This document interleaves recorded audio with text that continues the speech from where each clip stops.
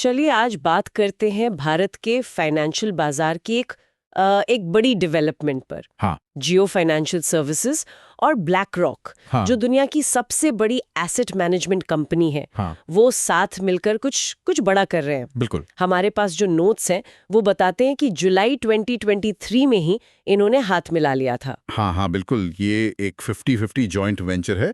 नाम है Jio black rock. जियो black rock. और शुरू में बात थी कि दोनों 150 मिलियन डॉलर, मतलब कुल 300 मिलियन डॉलर का निवेश करेंगे। अच्छा। और इनका लक्ष्य एकदम साफ है, भारत में एक digital first asset management company यानी एएमसी खड़ी करना। Digital first AMC. हाँ, मतलब ऐसी कंपनी जो टेक्नोलॉजी का भरपूर इस्तेमाल करे लोगों का पैसा मैनेज करने के लिए, म्यूचुअल फंड्स वगैरह में।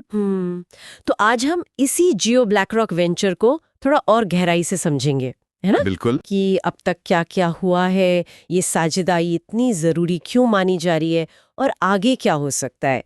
काफी अपडेट्स हैं हमारे पास। तो ये डिजिटल फर्स्ट एएमसी, ये सुनने में तो काफी इंटरेस्टिंग लग रहा है। क्या इसका मतलब ये है कि आम लोगों के लिए निवेश करना पहले से आसान हो जाएगा, सस्ता हो जाएगा? हाँ बिल्कुल, बुनियादी सोच तो यही है।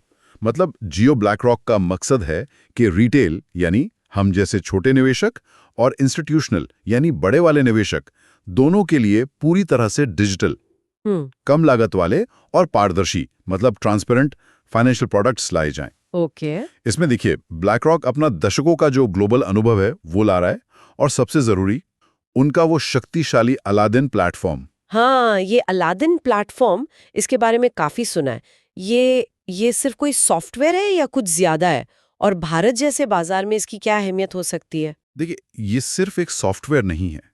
इसको आप ऐसे समझ सकते हैं कि ये एक तरह का, क्या कहते हैं, सेंट्रलाइज्ड नर्वस सिस्टम है। अच्छा। जो दुनिया भर में खरबों डॉलर के इन्वेस्टमेंट पोर्टफोलियो को मैनेज करता है, रिस्क को एनालाइज करता है और मार्केट के ट्रेंड्स का अनुमान लगाने में भी मदद करता है। बाप रे, खरबों डॉलर! हाँ, तो भारत का बाजार जो इतना कॉम्प्लेक्स है और इतनी तेजी से बदलता है, वहां इस लेवल की टेक्नोलॉजी और एनालिसिस लाना, वो भी खासकर रिटेल निवेशकों के लिए, ये वाकई एक बड़ा कदम हो सकता है। सही बात है। और दूसरी तरफ जियो अपना विशाल टेक इंफ्रास्ट्रक्चर और वो जो उनकी करोड़ों ग्राहकों तक सीधी पहुंच है, वो दे रहा है। तो इन दोनों का मिलना ही इस वेंचर को खास बनाता है। समझ गए। अच्छा, तो क्या अब ये कंपनी काम शुरू करने के लिए एकदम तैयार है? लाइसेंस वगैरह मिलने में सुना है काफी तेजी दिखाई गई है। हाँ, प्रगति तो वाकई में काफी तेज रही है।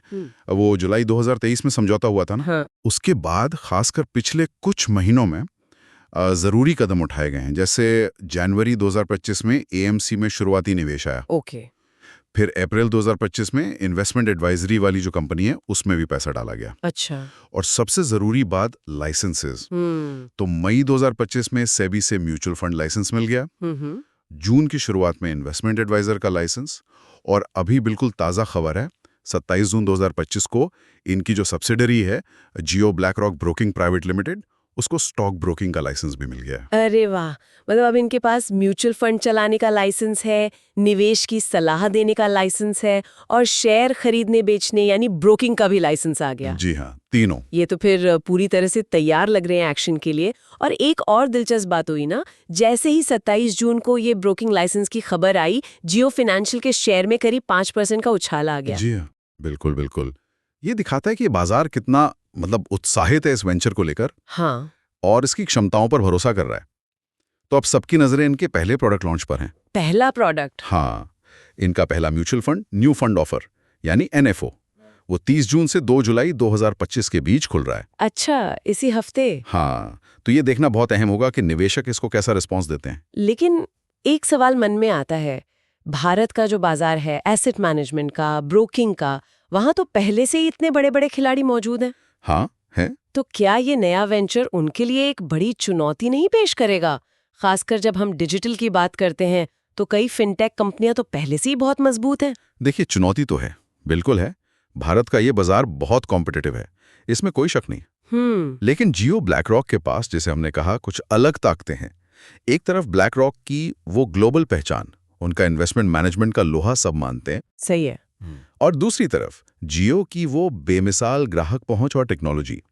फिर ये जो डिजिटल फर्स्ट मॉडल है ना, इससे शायद ये लागत कम रख पाएं। अच्छा। हो सकता है ज्यादा अग्रेसिव प्राइसिंग दे पाएं। और शायद इनका लक्ष्य सिर्फ मौजूदा निवेशकों को खींचना नहीं है। मतलब शायद ये उन करोड़ों भारतीयों को भी टारगेट कर रहे हैं जो अभी तक बाजार से, निवेश से दूर हैं, उनको लाना। ये एक बड़ा एंगल हो सकता है। अच्छा, तो इस पहले एनएफओ के बाद इनकी आगे की क्या योजनाएं लगती हैं? योजनाएं तो काफी महत्वाकांक्षी लग रही हैं। मतलब इस पहले फंड के बाद जाहिर है ये और भी कई तरह के म्यूचुअल फंड लाएंगे। ओके। साथ ही वो investment advisory, stock broking services और वेल्थ मैनेजमेंट के समाधान भी जियो के डिजिटल प्लेटफॉर्म के जरिए ही पेश करने का इरादा है। तो एक तरह से कंप्लीट फाइनेंशियल सर्विस प्रोवाइडर बनने की कोशिश करेंगे। बिल्कुल बिल्कुल, सब कुछ एक जगह। तो संक्षेप में अगर देखें तो जियो और ब्लैक रॉक की ये जो साझेदारी है, ये अब बिल्कुल जमीनी स्तर पर उतरने को तैयार है। हाँ, ब्लैक रॉक की ग्लोबल एक्सपर्टीज, वो अलादीन जैसी टेक्नोलॉजी और साथ में जियो की भारत में इतनी गहरी पहुंच, ये मिलकर देश के फाइनेंशियल सर्विस सेक्टर में एक नई लहर ला सकते हैं। हाँ, लगता तो यही है। और शुरुआत हो रही है इनके पहले म्यूचुअल फंड से। बिल्कुल।